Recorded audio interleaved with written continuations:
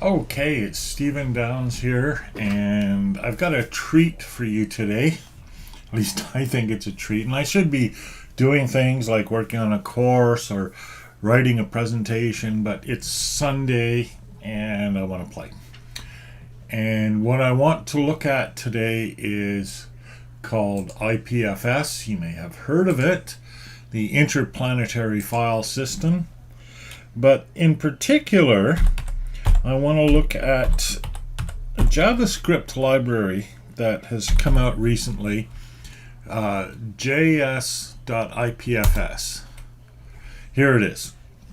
It's a full peer-to-peer protocol written entirely in JavaScript. Now, there's a few interesting things here.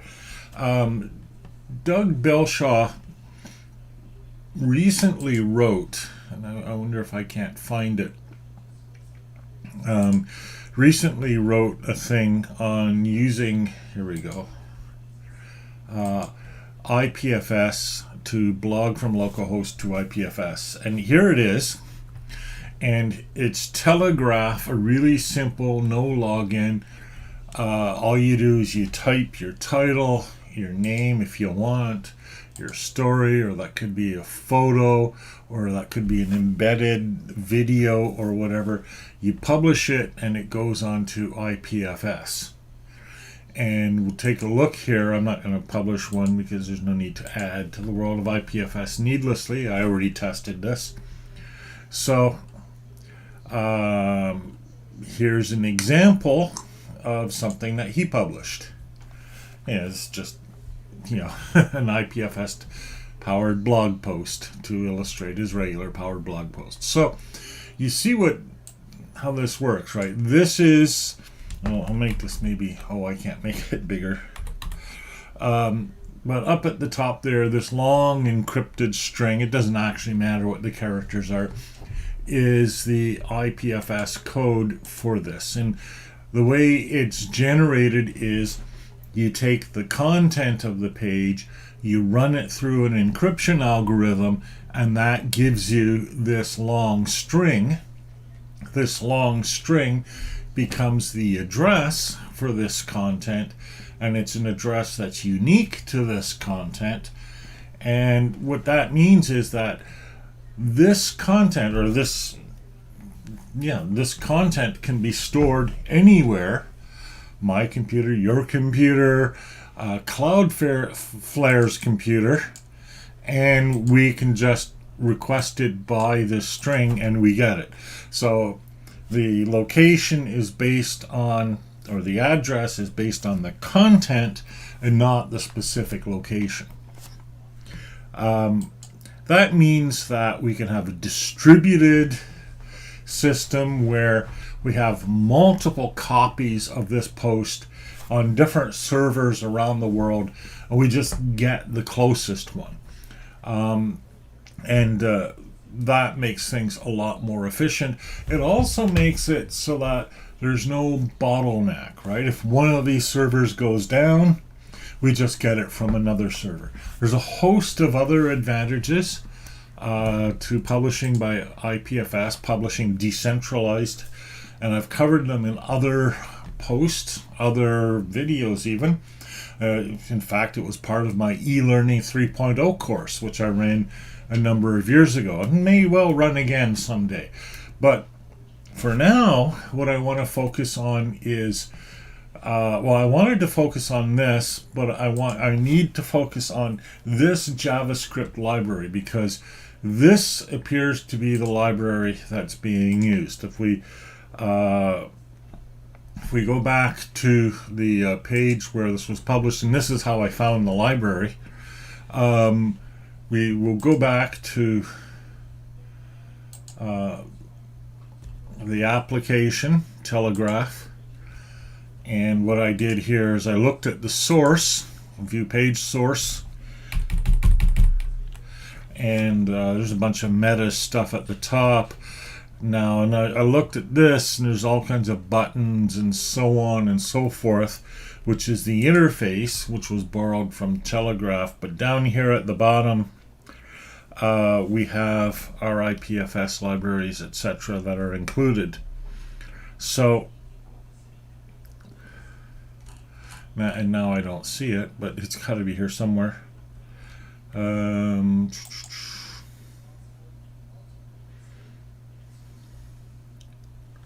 Control F, IPFS. I thought I found it in here, but maybe not. No, I did a search for it, is what I did. So, but they're using a bunch of stuff here to make this work. Some jQuery stuff, auto size, load image, quill.min.js, core.min.js, and then this web sync and view source. No. So I'm not sure how they did this, but it publishes to IPFS. and yeah, and honestly, I don't know. But the main point is, and that's why I went looking up, I searched for IPFS publishing, and that's how I found this. And if I wanted to publish on IPFS, well, here's all I'd need to do. This code. So that's what it says here anyways, and it says run, so let's run it. Output, here is the IPFS string, and now I could access it. So let's come back here to Doug Belshaw's example. Here's the Cloudflare example. I'll just remove that previous address and add the one that it just generated, and hello, your name here on IPFS. And actually, probably a whole bunch of people who put that in there. If I put my own name in on that example, I'd get hello Stephen or hello world or whatever I did for that there. So, oh yeah, this is nice. I think I can actually edit this, can't I? Oh yeah, isn't that clever? That's slick. That is very slick. Now I run it. See, I got a new output, a new hash, and now if I try to Cloudflare it, and I still get the same thing. Okay. Oh, it's still loading. That's why. Yeah, it's gonna be slower if it can't find it, and it might not be able to find it just yet. Welcome to IPFS, right? Getting data. Let's put it in here instead of waiting for that. So this is it, and I'll run it. And there's the output. Hello, Stephen. This was fast because it's coming from the same place that I put it in. This is slow because it's searching through the entire network for something that was just now created. And what happens is these things propagate as they're accessed. So I've never accessed this, or nobody's accessed this. Okay, so using the CLI, using the HTTP gateway, let's see how fast this runs. This is probably not going to be fast either. Yeah, so see, there's the weakness of IPFS. But once it's known by Cloudflare the way that original example was, it can be a lot faster. And ultimately, once we have enough people using it and enough stuff being written on IPFS, it will be a lot faster. Oh, this one has loaded. No, a timeout occurred. Array ID. Okay. Let's try it again.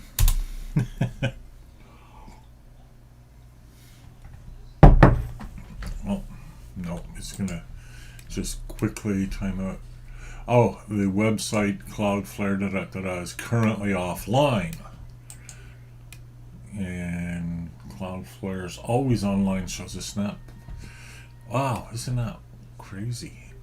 So the Cloudflare IPFS thing is offline, and IPFS IO isn't showing it either. So just, right after I finished talking about how it doesn't go down, it goes down. Well, that's life on Stephen follows instructions. Anyhow, I'm not going to worry about that for now. What I'm going to do in this is do the tutorials, because this is, after all about me following instructions. So what have we got here for tutorials? We've got courses, all IPFS, include coding tutorials.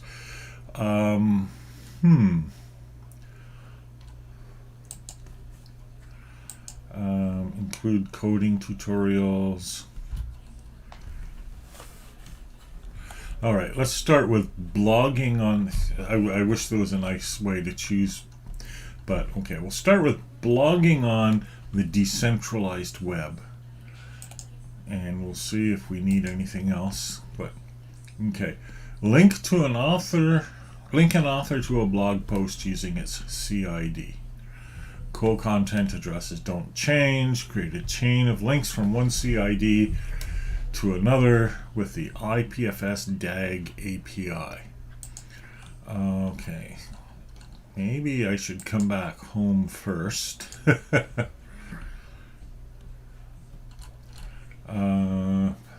Yeah, let's go all the way back here. Get started. That might be a better place. Getting started. Okay. Try it out below. Okay, we've tried that. Learn more. Okay. And that's a 404. Guys.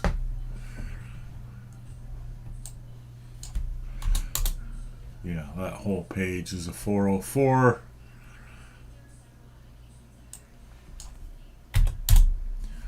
So that isn't okay. The JavaScript implementation of the IPFS protocol. Getting started. Read the docs.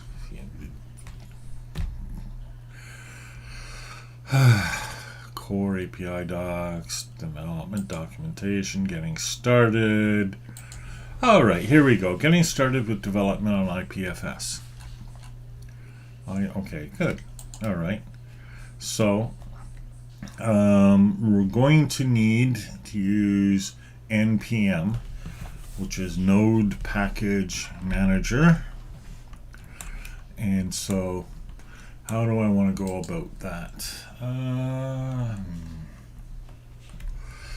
Let's do it. Where do I want to do it? I could just do it in my code project, so maybe I'll start it there and see how that works.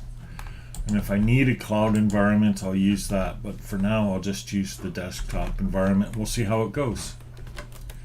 So let's open up Visual Studio Code.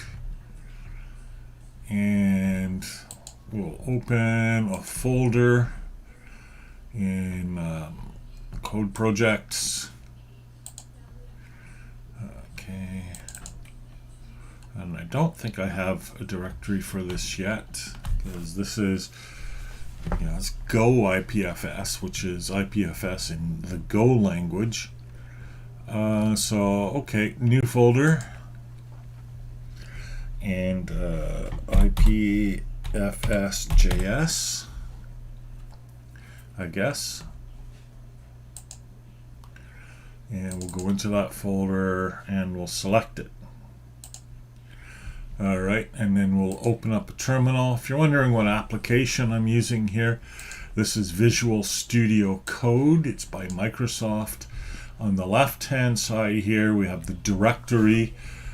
So right now, we're just, we don't need this, get started. So right now, we're just in the IPFS JS directory. There's no contents in it yet. This is the window where I edit stuff, and this is the terminal on which I run commands on my computer. So when we come back to the instructions here, and let's put these to one side, and we'll put this to the other side so that we can see them both. Well, we can see them both when my face isn't covering them up, so I'll make sure that I'm doing them up at the top here, which is where I prefer to read stuff anyways. Alright, so that's good, and I'll just pull this down to give myself the maximum screen area possible, and when I really need more to work with there, I'll just do that. Okay. Alright, so install npm at latest. Now I have npm, so if you're running node 15 or later, you have it. If not, run. Okay, so node, let's check node and -v. I have version 14. Aha, so I need to install my latest. So let's do that.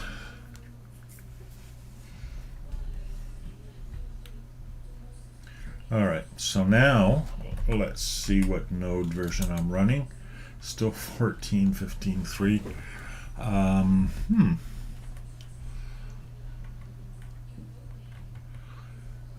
Isn't that interesting? Let's check the npm version. 8.1. Alright, so npm 8.1 is good. I really should update my node at some point, but it's not necessary for this, so I won't worry about it. Next, clone and install dependencies. I wish I could make this text on the right bigger for you. Can never remember how to do that. Let's look that up. Oh, this one still hasn't loaded. I think it's not going to. Make terminal window text bigger. Visual Studio Code. Font size shortcuts. Okay. Change the font size with keyboard shortcuts. Okay. Control Command and plus. Okay. Control Command plus.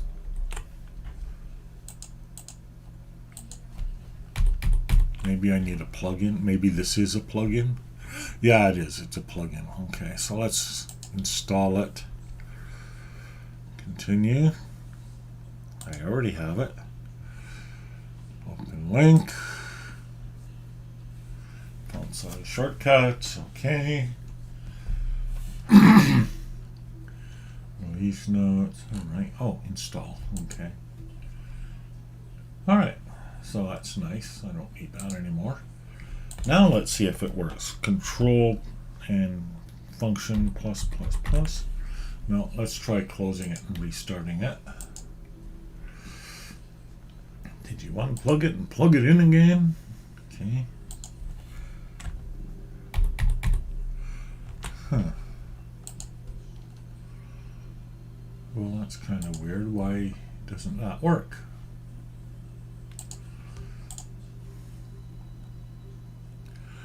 Oh, control command. Yeah, that's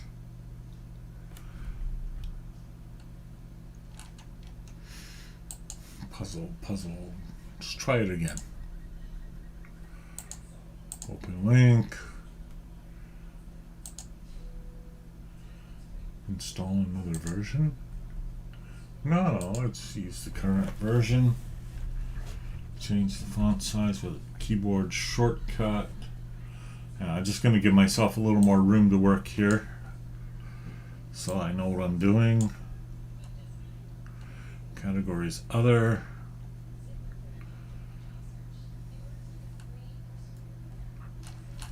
Alright. Runtime status. Not yet activated. Well, that could be why it's not working. Do I have to pay for it or something?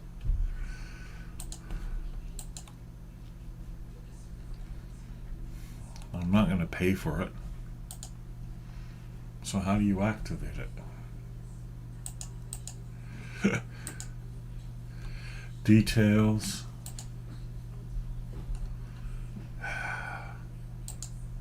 Boy, this is annoying, isn't it?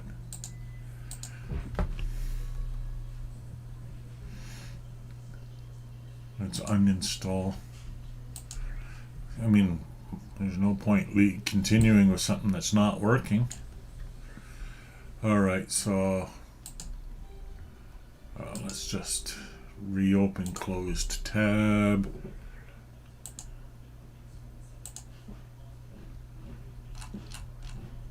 Let's reopen the other closed tab.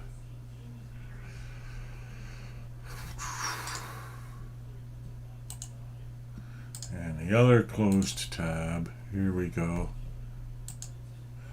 Oh, for crying out loud. I've lost my Google search. I'll just use the history then to find it. Okay. Make terminal window bigger. How to change the VS Code font size. Okay, terminal font size. Okay. For some reason, it's either way too big or too small. All right. Terminal. No, go away. Open the settings.json file.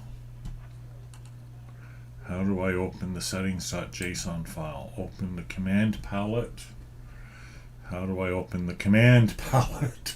Okay, Windows Control Shift P. All right.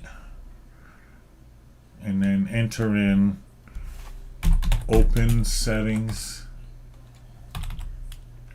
JSON. Okay. And there's the editor font size, and it says 20. Let's double that. And once it autofill, okay, autofills. Oh, never mind, let's leave that. Add terminal integrated font size to the file. Okay. This is the magic setting that you need in order to change the terminal's font size. So VS Code uses pixel font sizes, which is why they come out so small. I've got a 4K screen that I'm working on. So let's put this, you actually, and be careful here, right? Put a comma here. I know this because I recognize this as JSON. And then put the quotes around this. Terminal integrated font size. And now that says 16. Okay. See? And you see that's what he's done there. Okay, make sure you add the comma after the previous setting. Here are some other settings you can update. Font family, font size, font weight, bold, line height, etc. Okay, so let's save that. Control S. That made it a bit bigger. So let's make it bigger. 24. Control S. Oh, that's much better. All right, you can read that. I'll make it a little bigger. 30. Control S. All right, that's good for showing stuff on the screen. All right, so we'll close this window. Settings.json. I need to remember that. Let me just, I'm just gonna, I'll just remember that I have this, I guess. I'll leave that window open for now, or that window existing for now, so that I can adjust this as I want to. All right, so here we go. So let's get back to the project at hand. Now that we've seen how to change the font size in the terminal, in JSON, I'll bet you if I change this to 30, Control S, yeah, so there's my code is bigger too. That's actually maybe too big. I think, well, we'll leave them both for now. We'll see how it goes. Right, okay, good. Okay, so we're done with that. Let's go back to what we were doing. Clone and install dependencies. So git, now let's make sure I have word wrap on.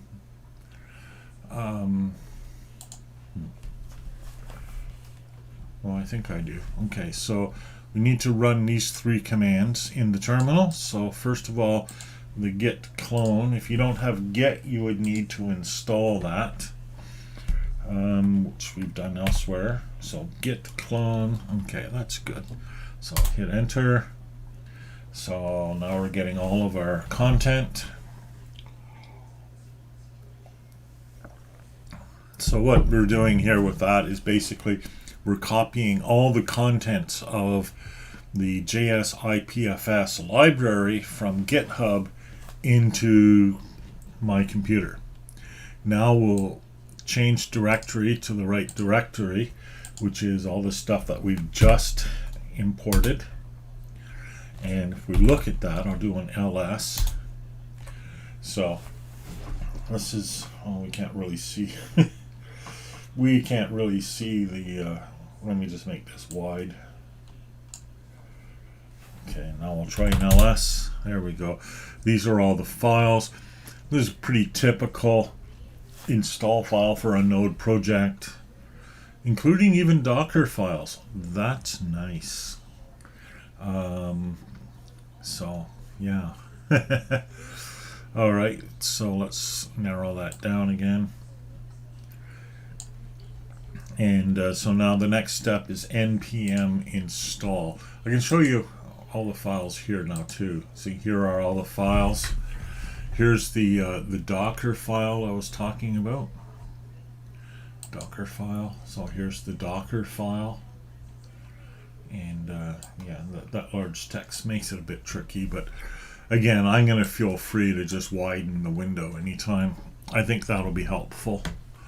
And then I'll narrow it when I want to go back to the instructions.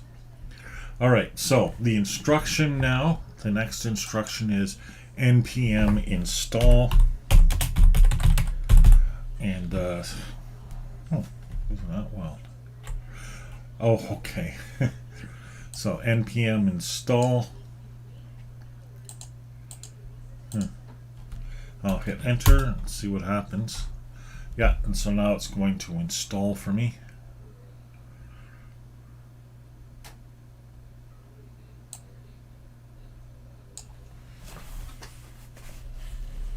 So I don't know anything about this stuff, what it's doing. Get package, it's getting a bunch of stuff. Getting IPFS message port client. This is a full application, isn't it? So we're still waiting for it to install. So while it does that, let's look ahead a little bit. Ooh, look at that one. All right. This will install Lerna, whatever that is, and bootstrap the various packages, deduping and hoisting dependencies into the root folder. Deduping is deduplicating, I assume. If later you add new dependencies to submodules or just wish to remove all these, run npm run reset and npm install from the root. Okay. All right, run test. Okay, probably a good idea. So we'll run these tests after, and then lint, run lint. So that's line interpreter, and basically what it's going to do is check the code and make sure it's coded properly, and then you can build. Now we're actually building the script that we've been installing so far. All right, and then command line interpreter tests HTTP API core, non-core. So these are all the other kinds of tests that we can run. So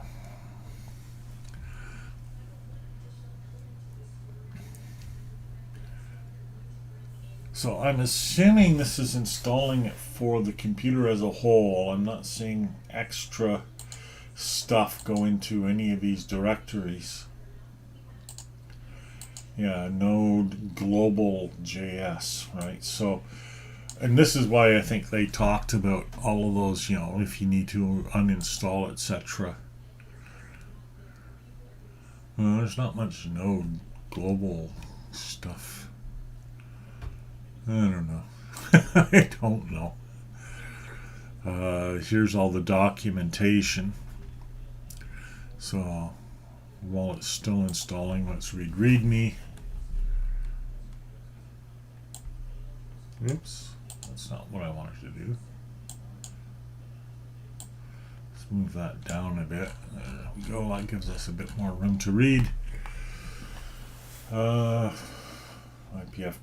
IPFS docs can run as part of your program or as a standalone daemon process that can be communicated with via an HTTP remote procedure call application programming interface using the IPFS HTTP client module. That's ultimately probably what I would want to be doing, but I don't know, right? All right. Oh, okay.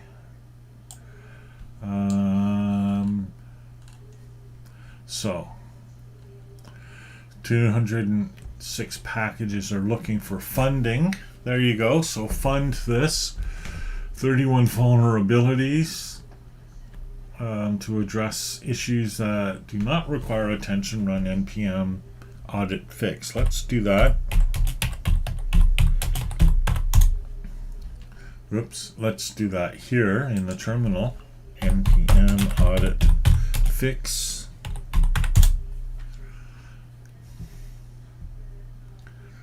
And so that's going to basically check that. Okay, npm fund. Okay, so I guess it did all those fixes for me, I hope. Some issues may require review and may require choosing a different dependency. Okay. None of this makes me feel particularly good, but we'll just leave it. I know. But this is why they call it the bleeding edge. Sometimes you bleed. Okay, so let's try testing now. Npm Test. Okay, let's see how that test works out. Setting up Chromium, which is the browser. So I guess to test here is going to set up a browser instance and then run a bunch of tests from that browser instance, I assume.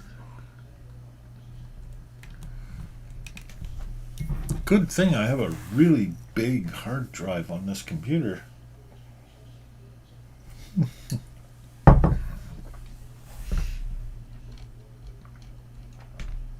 I love this.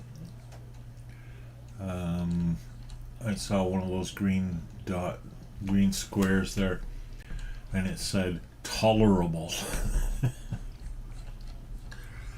Okay. Still testing. Still testing. Oh yeah, see there's the browser test. Here's the Electron. Electron is like a browser, and it also includes NPM, and it runs as an application on your desktop. I did a whole presentation about that a couple of years ago. Error. NPM run test exited 1 in IPFS HTTP client. So HTTP error, this operation is not supported on your platform.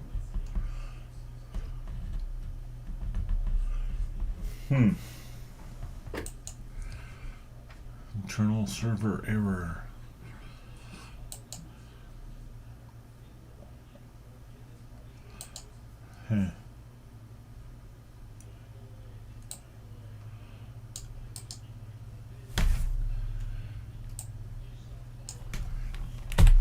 You see what it tried to do here, right? It loaded this as this is my computer, this is the port, and now it's trying to access the API from my computer. Let's see what happens if I try to access it. Yeah, unable to connect. And it's probably because we're bumping right up against the computer's firewall.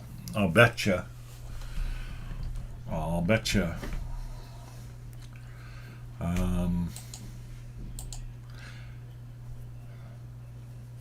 So, okay, this is probably all not going to work on my computer. All right. Well, I said at the start that that might happen. So let's go back and we'll follow the instructions for getting rid of all of this. Okay. If later you add new dependencies or should just wish to remove all the node modules, distribution folders. Okay. Run npm run reset and npm install from the root. From the root being where? From the root of the whole computer? From the root of this directory? Really not clear. So let's just go up one level and we'll run that. Doesn't like and. Of course it doesn't like and. So we'll just go run reset.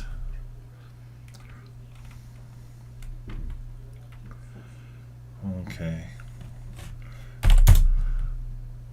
CJS. So this must be the root. Yeah, good. So this will clean off everything. And I don't need to run. I don't need to run npm on this. Okay, so this didn't work here.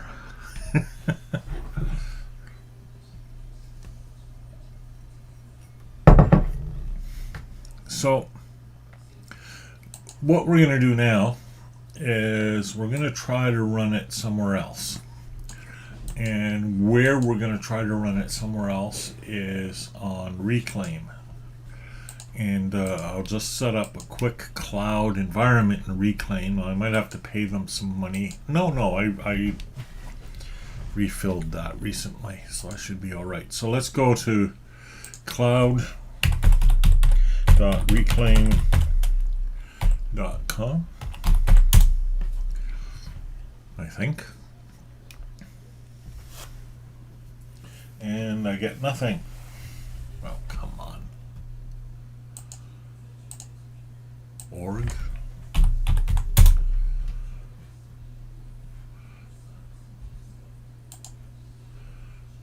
No, that's not what I want.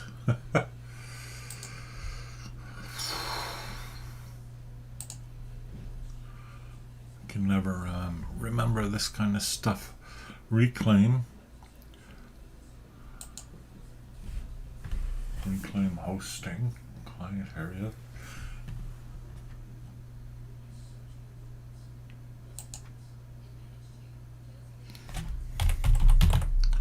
Cloud.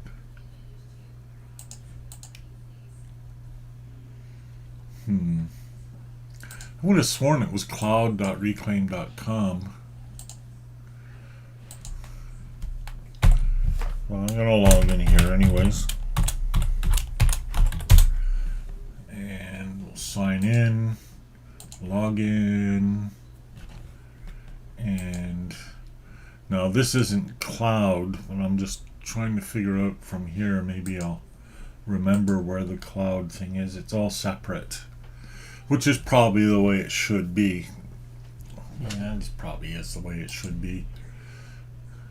I was sure it was cloud.reclaim.com,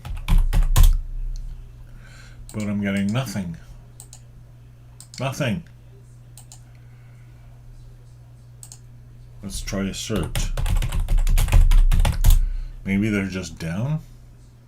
Reclaim.cloud. Oh, right. Reclaim.cloud. Okay. Reclaim. See, I get this wrong every single time.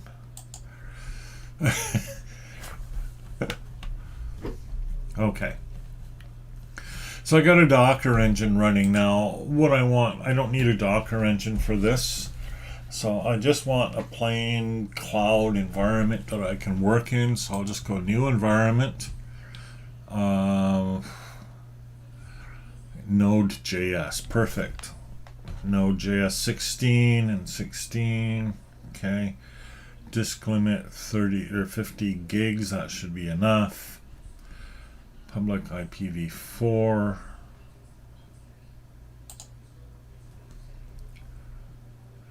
The access via SLB. Oh, I don't know what that is. Whatever this is, it costs more. Right. Can I have a different place? Yeah. Let's go Canadian. Is it a different price? No, it's the same price. All right. So. Okay, we'll just do this. Create. So it's going to create a cloud environment for me, and it'll also be relatively easy to go into it with SSH. SSH is a secure shell, and basically it gives me terminal access to the cloud computer that I've created on Reclaim Cloud. So we're going to come back to where we were in the installation process. So I don't need that anymore. Definitely don't need that. Cloudreclaim.com, I don't need that. Okay, so where were we? Right. So we're going to be all the way back up here at clone and install dependencies. So I'm just going to copy that to get that ready, and then we'll go over to the cloud environment. Still creating. Shouldn't take much longer now.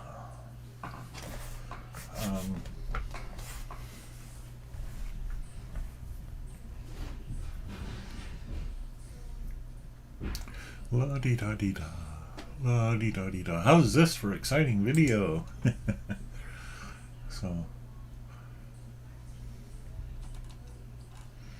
yes, this one just never did run, did it? Using the HTTP gateway. Yeah, never did run. That's not really a vote in favor of IPFS, is it? How are we doing? Still creating. Everything's running slowly today. Maybe it's just the fact that I'm working on a Sunday. Oh, here we go. What's this? No SLB access. I don't know what that means.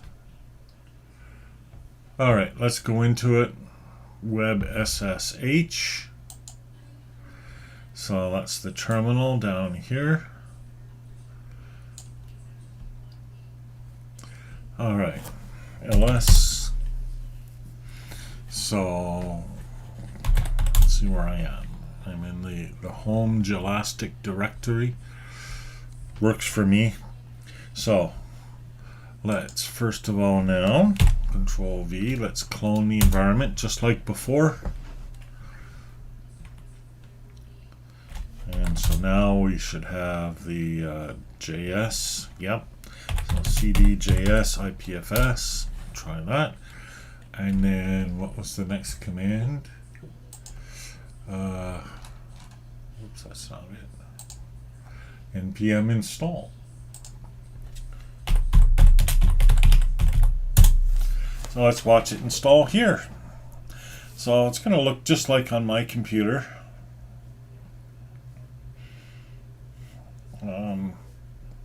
It's probably not going to run a whole lot faster because it's not going to be much more powerful than my computer. Maybe getting the packages from the back end might be faster because, you know, I live in rural Canada, so my internet isn't the greatest in the world. But I think the limiting factor here might be the speed with which these packages are sent rather than how fast the pipe is. At any rate, they don't seem to be running faster here than they were on my personal computer.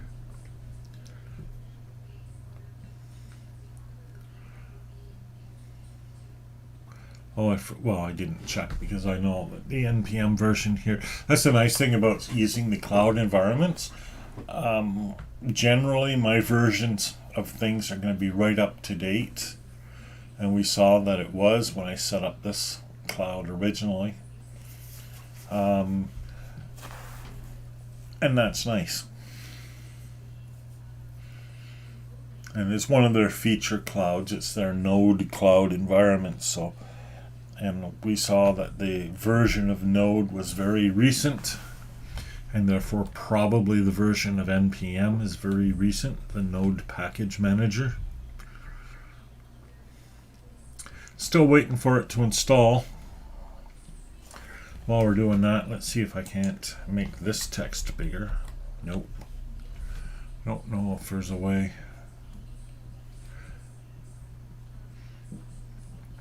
I mean, I suppose there's sort of a way, but it involves changing the size of this window and then resizing it in Open Broadcasting System. And then I'd have to reset everything after I did that in order to use it for anything else. So that might be more than I want to do.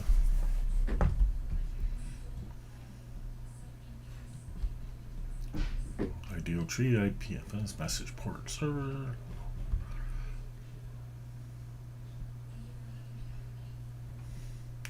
Still waiting. Run R. I don't know if we're going alphabetically, but we're on R. Oh, this is our progress bar, so we're maybe halfway done. But one of the things I've learned from experience over the years is that the progress bar isn't always time-based. We're at 48 minutes in this broadcast, and we have yet to install the system that we're trying to learn. That's not a good sign when you're trying to learn something.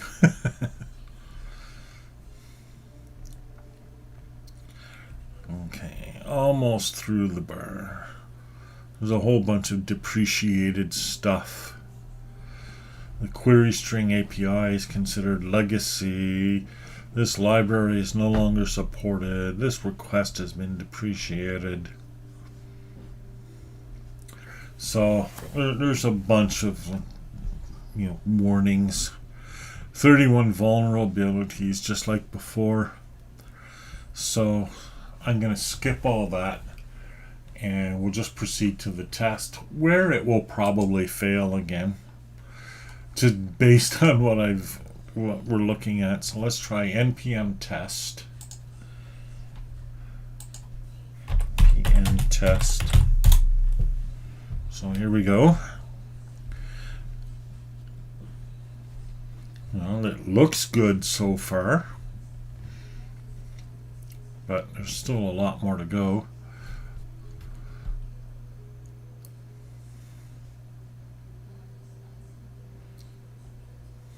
Some warnings there, maybe. I don't know if the yellow indicates warnings or not, but I'm assuming it does. HTTP client. That's where we failed before. So this is better.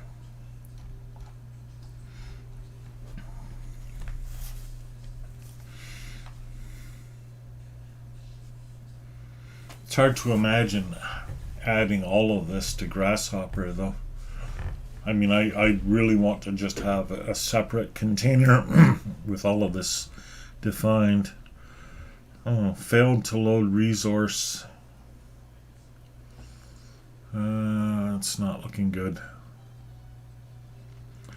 But it didn't die. Some warnings on the time.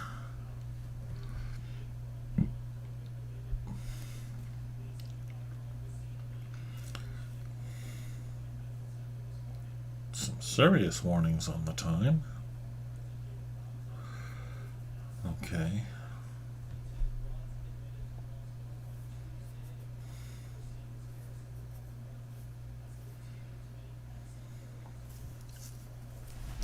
Still waiting for the tests to finish. So we'll see.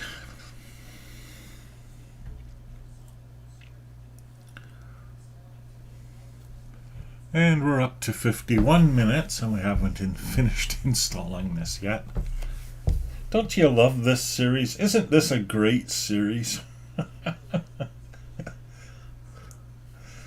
I mean, where else are you getting entertainment like this? I can't imagine anyone's even watching this. I had someone watching for a while. It looks like they left when it failed on my desktop. Okay, batch simple. I don't know.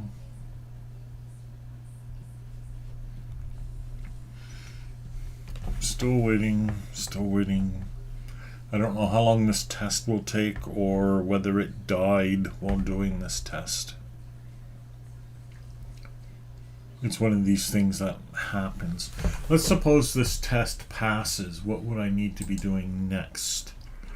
We'd need to build it. Okay, build types and minified browser bundles. So,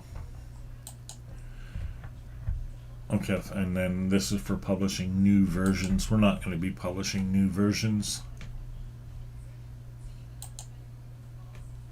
Run build. I don't even know what that's going to involve. Oh, that's just copied. Okay. How are we doing? Still stuck on this step. This is not good. This is taking too long. So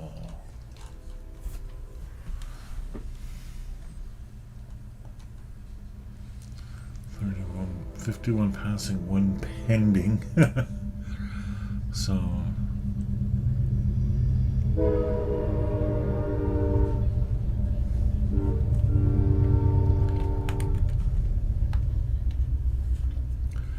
at least Chromium did set up and do stuff, so that's a good sign.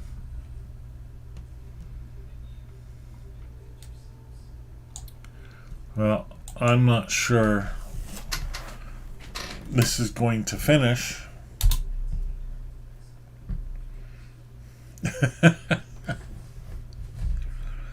So that's not a good sign either. Looks like it's just hanging.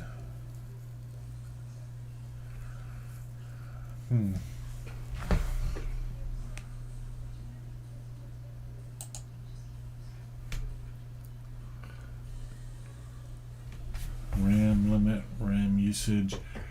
Well, that might be why it's hanging. I might have hit a ceiling in the RAM. It just needs too much RAM to do its thing. RAM is rapid access memory. It's the memory that is inside and accessible inside your computer and directly accessible read-write to your CPU. So, and it's maxed out right now. Still maxed out, so it hasn't stopped doing whatever it's doing, but that does seem to be what the issue is. Used only 2.6 gig of my 50 gig limit, so that's okay. And This is the input and output of the system. Pretty minimal so far. CPU usage. It's gone down to basically 0 while we're waiting for RAM to do its thing. So that might explain why this failed. And I'm calling it I'm calling it a fail at this point. So let's do a Control C. Try to get out of this. Okay, that should drop our RAM back down to almost a fraction of what it was. Usage, yeah, 98%. So let's have a look here now at our stats. Oh, we're still blowing through RAM. Well, I don't know what's going on there, but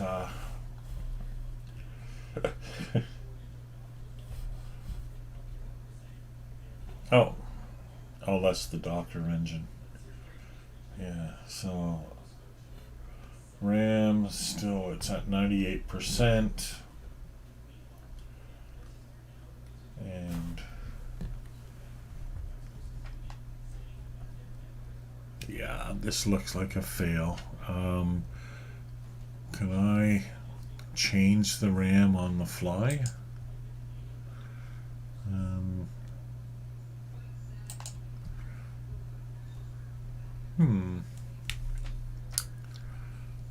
I don't know if I can.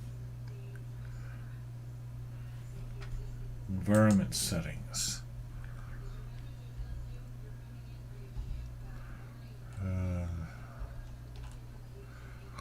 No, that's not any of this.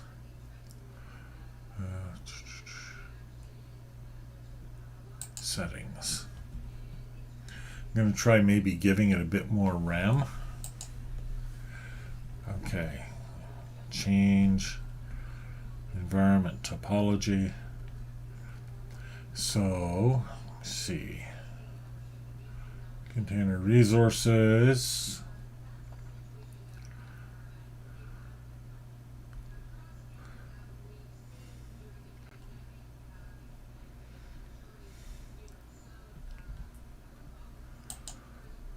Disk limit. I don't know if I can. Reserved cloudlets, gigahertz. You do not pay for unused resources. That's very nice, but how do I pay for the resources I'm using? I want to use more of.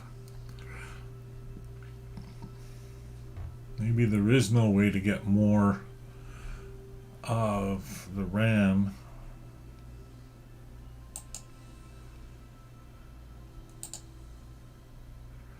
That's the balancing. Okay, none of that helps me.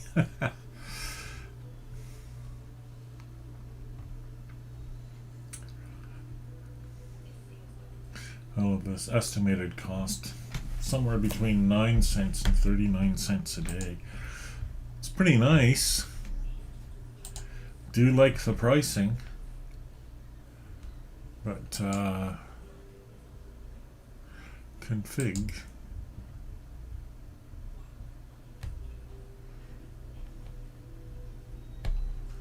And it can't run its config. Oh, here we go.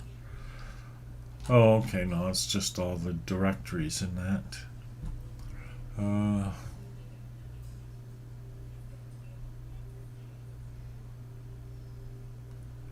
Change environment topology. That should be where I change it.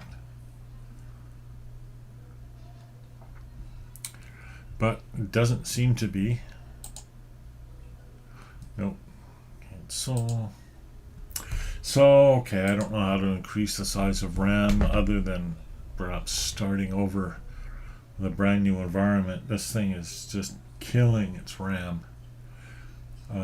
Still at 99%. That's craziness. So, and I assume that, well, I know because I actually canceled the process, that it's dead. I'll go back and look at the terminal. I wonder what is running to eat up all that RAM. I don't know.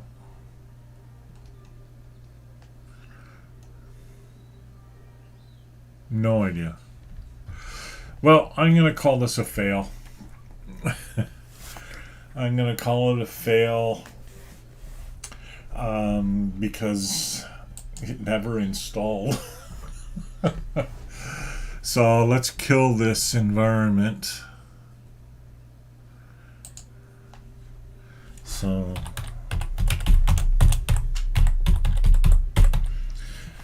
say bye-bye. It's nice that it's that easy to kill an environment as well. So I was never actually able to make any of this work. And I'm pretty sure it wasn't my fault. The JS IPFS library is in alpha state. The code base hasn't been audited by security specialists, and it shouldn't be used to store, share, or publish sensitive information.